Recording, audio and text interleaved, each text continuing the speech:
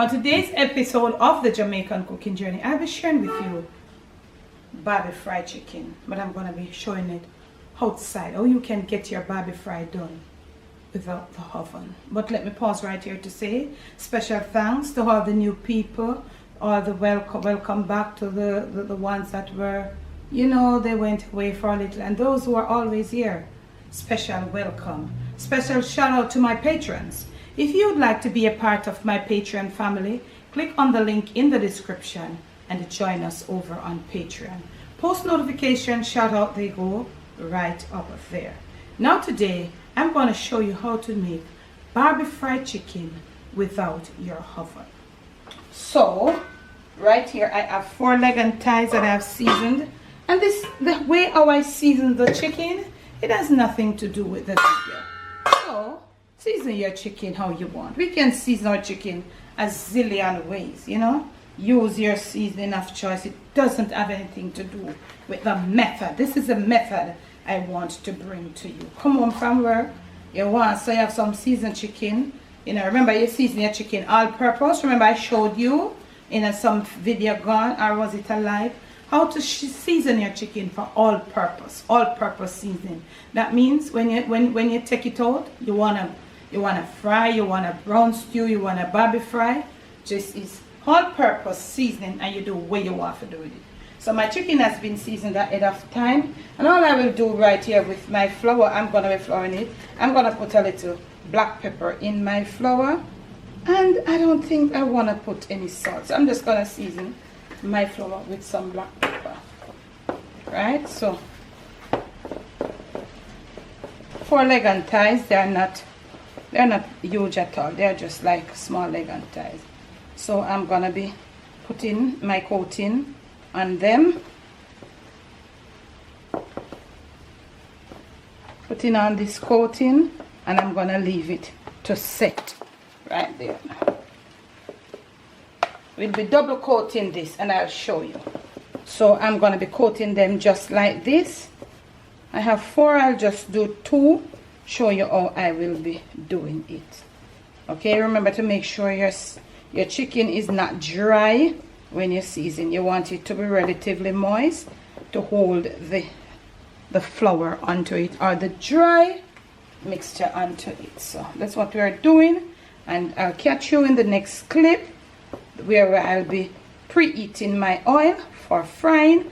And also in the next clip I'm gonna let these sit until this light thin coating of flour the chicken has absorbed it. Then I will come back to recoat. Next clip.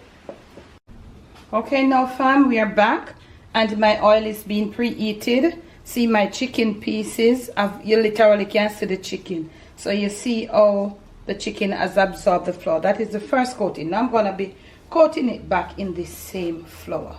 Okay, if it's too dry, you can sprinkle a little water. Depends on how you seasoned yours. So if it's too dry, after the first coating and you're ready to coat for the second, you can just sprinkle with a little water, or anything that you have. You want to sprinkle with a little white wine, anything that is good, but water would be fine. You don't want to do nothing to mess with the flavor of your seasoning. Okay, so we're going to be coating it once more. The thing is, you don't want too much of a heavy coating on it all at once. Okay, you want to get it as crispy as possible. So this is my second coating, and at any given time you don't want to be pressing it down. I'm going to be putting it to fry, and I'm not going to be deep fat frying. So we're going to do the others, and we're going to get them in the skillet right there as they fry. Next clip. So here are our leg and thighs, and you don't necessarily have to use leg and thighs, ma'am. You could use wings, you could use breasts only, you could use thighs only, you could use drumsticks. I'm just using what I have. If you notice, I'm frying at this pace. You see how they're taking color, and the crispiness is coming on around there. I've been in here for about 2 minutes now, and I will be frying for about 7 to 8 minutes at this pace, which is a little past medium. Okay, and I will not be turning them until I have acquired a really crisp finishing on there, also on one side, also enough for me to turn to the other side, because these chickens, they will be frying all through. This is the only cooking method. We will be omitting, so that's why I say it is Barbe-Fried without the oven. We will be omitting the oven in this, because when you fry the chicken partially and you put the barbecue sauce and shove it in the oven, it finishes in there. So this is the only cooking process, so you have to let it be properly fried, also cooked through. Now I'm going to be making barbecue sauce on the stove top. If I didn't have this store-bought, I would have made from scratch, but I have the store-bought and I need to use it up. So I am going to gig it up, because the barbecue sauce is something that I don't use it just like that. I always try to cook it up. So we are going to be doing our barbecue sauce on the stove top, as opposed to just mix up a barbecue sauce, coat the chicken and shove it in the oven. Okay, so I'm going to be prepping up this here, this store-bought, because actually it's too sweet for me, so I'll be pepping it up. All the flavor it have are mostly sugar, but someday I will give you my homemade barbecue sauce recipe, but I have this one here. I'm gonna have to finish it out. Okay, so I'm using this small, I don't know how many ounces or whatever of tomato paste. Okay, this is to give me that extra thickness on it. So I'm going to be using that, and I'm going to show you as I go along what I'm using. Okay, next clip. Okay, so I'm going to be gigging it up with some freshly grated garlic, ginger and garlic. So if you want to put ginger powder and garlic powder, you can do that. I just want to get a nice thing for because actually, as I told you, I'm not tasting any flavor in this barbecue sauce. All me taste is sugar, you know. So I'm just gonna get this thing, give it a little extra gig, and I'm gonna prepare it by cooking it off. Some ginger, fresh ginger root. If you don't have and you don't like, you just use ginger powder or garlic powder. What is your preference? Okay, so you can see my chicken, show them that, are still frying, because I want them to cook through, because I won't be cooking them again. Here I have the juices from my seasoned chicken, and I'm going to be putting it in there. So there's no flame under my pot as yet, so I am using this tomato paste to thicken this barbecue sauce here. I'm just going to be doing, I want a little cayenne pepper and a little smoked paprika in mine. So do your thing, you know. You understand what I say? Yeah, but if you want to do what I'm doing, you can just look at what I'm doing. Next clip. Little cayenne pepper. Oh, I could go and nuts this up.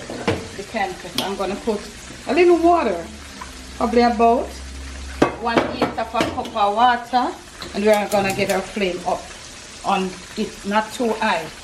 Okay, so we are gonna dissolve our tomato paste, yeah, out in this on a slow or low heat. Okay, I'm gonna put about 2 cups of this in there. My pot is really thick. You know, when you make barbecue sauce, one way you can make your pot too thin. Your bottom of your thing too thin. So you see what I do, you know, this tomato paste is to enable it to get a little thicker. Yeah, I'm putting what I want. I don't think I'll be putting any more sugar, because this thing is sweet. Just sweet flavors I'm getting from it. I'm gonna dissolve what I have in there, and I'm gonna put, I think I want to put like maybe a little molasses just to help me with the color. As I dissolve, I will see how it gets. And I also am going to put some butter, and from there we are going to see it steam. So it's there. Yeah, you see it?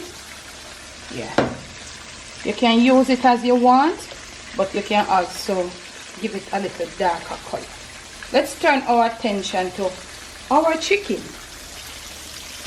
Okay, I'm putting in some butter. So in other news, if you have got a good barbecue sauce, all you got to do is like give it a little cook off, Yeah, and let it remain thick. So this is what is happening inside here. I've not tasted as yet to see if I want, but I know I don't want no more sugar. I do know I don't want any more sugar. Very low you should be cooking it off.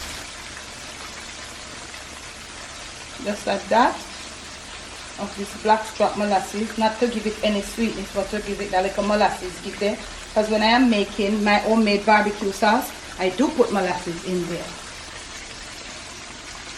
Let's turn our attention to our chicken pieces.